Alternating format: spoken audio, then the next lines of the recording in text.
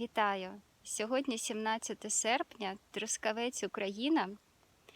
Останнім часом дуже спекотно, майже нема опадів і, відповідно, в лісі грибів також немає.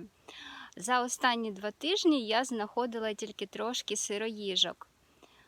Але зараз час, коли починається сезон ягід. Наприклад, в Трускавці дуже багато смачної ожини, можна її позбирати. Також нещодавно я назбирала дуже багато жовтої аличі. У минулому році я вам показувала, як я її квашу, як готую пастилу. Тому в цьому році вже не показувала. Хоча з новинок я спробувала замаринувати декілька баночок аличі, приготувати грузинський соус ткемалі, також джем та варення з аличі. І гадаю, що в наступному році, якщо щось з цих рецептів мені дуже сильно сподобається, я, звісно ж, з вами поділюся. А також зробила декілька літрів настоюватися оцту з аличі. На мою думку, він нічим не гірший за популярний яблучний оцет і навіть має свій такий, знаєте, неповторний, дуже насичений аромат цікавий, тому зараз мені його навіть більше подобається використовувати, ніж оцет з яблук. Навколо мене зараз можете побачити дикі яблуні, хоча тут поміж диких яблунь також зустрічаються якісь види сортових. Тому що вони і за смаком, і за розміром відрізняються. І от якщо дикі яблучка, вони кислі, трошки гіркуваті в шкірочці, то я знайшла тут одне дерево з дуже смачними яблуками. Звісно, я вирішила, що зараз я трошки вирву і хочу заквасити. Якщо ви ніколи не пробували, квашені яблука неймовірно смачні. У мене є декілька рецептів, як я їх готую. Взимку це обов'язково я квашу капусту разом з яблуками. Також влітку, от зараз, коли сезон помідорів, спробуйте поквасити яблука з помідорами, дуже смачно. А також, якщо у вас зростає алича або слива, також додайте туди. Дуже смачна виходить квашена і алича, і слива. Звісно, зараз ще зайдемо до лісу, там перевіримо грибні місця. Хочу подивитися, може виросла веселка, можливо з'явилися чорні лисички. Хоча сухо. Сьогодні вночі був дощ, але от я ходжу по лісу, взагалі і не видно, що він був. Тому досить слів. Рушаємо зі мною спочатку, позбираємо яблука, а потім до лісу. Я вже вам показувала, що в нас в дикому вигляді доволі часто можна зустріти хрін, тому при нагоді я завжди збираю листя хріну, щоб разом з ним поквасити, наприклад, огірки. Про це в мене є окреме відео, які рослини я збираю для заквашування, тому сьогодні не буду вже про це розповідати, а хочу вам показати цю неймовірно гарну яблуню. Які ж розкішні яблучка на ній. Під яблунею я бачу тільки одне яблучко, але правда, яке ж апетитне. І зараз будемо з вами нахиляти гілочки, щоб обережно зібрати яблука. Не знаю, який це сорт, але посмакував він не тільки мені. Дивіться, хтось з птахів його добряче так понадзьобував. Ох, яке файненьке яблучко. Звісно, можна було б потрусити яблуньку, але тоді половина яблук була б бита, а мені цього не потрібно. Тому буду намагатися дістати гілочки з цими соковитими, гарнющими яблучками. А ось і яблучка. Як бачите, я особливо ні на що не розраховувала, тому без кошика сьогодні почав падати дощик. Але ми з вами до лісу все рівно навідаємося. На жаль, поки що в лісі з грибів нічого не зустрічається, навіть дрібненьких якихось міцен. Абсолютно порожньо і доволі сухо. Місце з веселками порожнє. І от зараз я прийшла перевірити місце, де чорна лисичка могла б бути, але також порожньо. Давайте зараз підемо в ту часть лісу, де багато повалених дубів, пеньочків дубових, можливо, там зростає печіночниця. До речі, зараз сезон, коли починають дозрівати насіння кропиви. Цінний харчовий продукт, на мою думку, недооцінений. У мене є окреме відео про насіння кропиви, раджу його подивитися. Можливо, і ви вирішите використовувати його в їжу. А ось ялича жовта, туди далі червона. Неймовірно солодка вона в цьому році. От якщо її збирати з дерева, то вона більш тверденька і таку можна маринувати.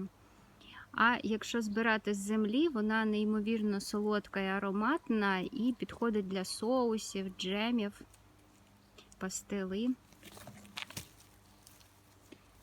Вирву трохи, перекусити. Хоча я вже так наїлася цієї яличі, але неймовірно смачна в цьому році.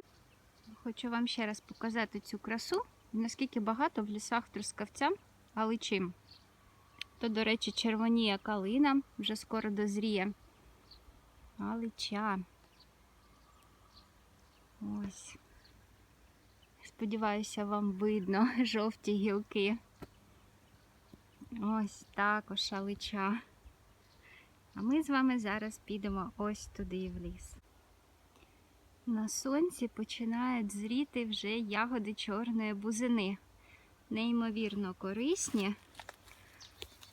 Якщо вам цікаво, як їх готувати, як заготовити, в мене є окреме відео по ягодам чорної бузини. Можете подивитися. Хоч вони і корисні, але в сирому вигляді токсичні, тому їх треба термооброблювати. Або окропом обдавати, або трохи проварити, або готувати пироги, соуси. Багато варіантів, як можна їх приготувати.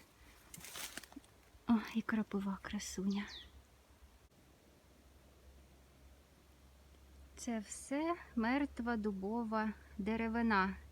До речі, цієї весни це було царство трутовика сірчано-жовтого. Так багато, як тут, я його ніколи не знаходила.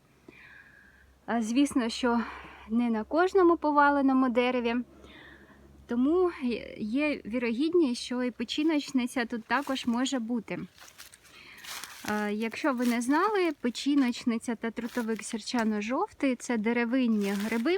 Печіночниця, наприклад, зростає тільки на дубовій деревині, а також інколи на каштанах, але не на кінських каштанах, а на справжніх каштанах. А трутовик сірчано-жовтий може зустрічатися на вербі, на деяких плодових деревах, а також і на дубах. Так от, якщо ви знаєте місце з трутовиком сірчано-жовтим, то печіночниці там точно не буде. І так само, якщо ви знаєте пеньок або дерево, де зростає печіночниця, то, відповідно, трутовика сірчано-жовтого ви там також не знайдете. Ну, а зараз я з задоволенням буду ходити по такому лісу, тим паче, що нарешті за сьогодні вийшло перше сонечко. Нарешті перші гриби. Сироїжка біла, бірюзово-пластинкова. Їх збирають, поки вони молоді, бо з віком набувають дуже неприємного запаху. І є у цих грибочків невеличкий секрет, бо пластинки мають гірчинку. І от щоб приготовані гриби не гірчили, не були дуже гострими, тому що це навіть не гірчинка, а гостринка. Так от, щоб гриби приготовані не були занадто гострі, треба перед приготуванням швиденько ножем познімати ці пластинки. Робиться це дуже просто. І другий секрет – це тоненько нарізати ці грибочки, тому що якщо крупними шматками їх порізати, гриб буде сухий і несмачний. Ну, вже такий собі запах. І проблема цих грибів, в принципі, як і більшості літніх грибів, це хробачливість. Хоча, на відміну від багатьох інших видів сироїжок, Цей вид зустрічається зазвичай великими родинами. Але от саме з літніх грибів інколи складно назбирати багато чистеньких, нечервивих. Ну, хай лишаються тут сухі. Спробую ще пошукати печіночницю. Поки що безрезультатно, на жаль. А ось так виглядає старенький трутовик сірчано-жовтий. Як багато його тут було навесні. Ось і закінчилася моя сьогоднішня вечірня прогулянка лісом. Як ви бачили, грибів немає. Поки що в очікуванні. Проте з лісу складно вийти з порожніми руками. Я рушаю додому. Бажаю нам всім миру, миру над головою, в душі, в серці. До нових зустрічей у лісі.